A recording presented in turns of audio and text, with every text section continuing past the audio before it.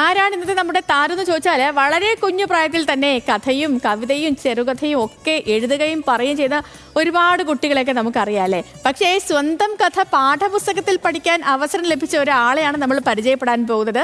Thrissur Kodakara government LP സ്കൂളിലെ 3ാം class വിദ്യാർത്ഥി May സിത്താരയ്ക്കാണ് ഈ അപൂർവ ഭാഗ്യം ലഭിച്ചത്. അപ്പോൾ അത് എന്താണ് സംഭവം എന്നുള്ളത് നമുക്ക് വളരെ വിശദമായി കാണാം. ഒരു പൂമ്പാറ്റക്കുട്ടൻ ഒരു ദിവസം പറന്ന് നടക്കായിരുന്നു. അവൻ അങ്ങനെ പറന്ന് എൻ്റെ ഊഞ്ഞാലയിൽ വന്നിരുന്ന് ഊഞ്ഞാലാടി. ആരും കൂട്ടില്ലാതായപ്പോൾ അവന് ബോറടിച്ചു. പാവം. 7 വയസ്സിനുള്ളിൽ ഒട്ടേറെ കഥകൾ കണ്ടതും കേട്ടതുമെല്ലാം പറഞ്ഞും എഴുതിയും അവൾ ഒരു കഥാകാരിയായി വളരുകയാണ്. മെയ് സിത്താര എന്നാണ് പേര്.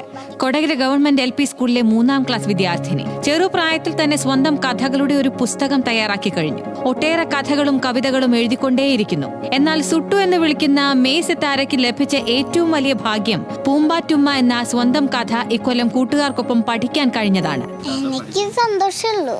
അങ്ങനെ സ്വന്തം കഥ പഠിക്കാന്നൊക്കെ പറഞ്ഞാൽ എനിക്കിത് ഫസ്റ്റ് ടൈമാ അങ്ങനെ ഒരു അനുഭവം.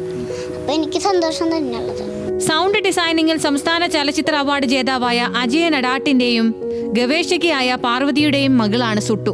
അവൾ വളർന്നതും സംസാരിക്കാൻ പഠിച്ചതും എല്ലാം കോവിഡ് മൂലം ആളുകൾ വീട്ടകങ്ങളിൽ ചുരുങ്ങിയ സമയത്താണ്. അന്ന് അമ്മയും മകളും ധാരാളം കഥകൾ പറഞ്ഞു. സുട്ടു പറഞ്ഞ ഓരോ കഥയും അമ്മ റെക്കോർഡ് ചെയ്തും എഴുതിയും സൂക്ഷിച്ചു. അതെല്ലാം ചേർത്താണ് തെരഞ്ഞെടുത്ത 25 കഥകൾ ഉൾപ്പെടുത്തി സുട്ടു പറഞ്ഞ കഥകൾ എന്ന പുസ്തകം പുറത്തിറക്കിയത്.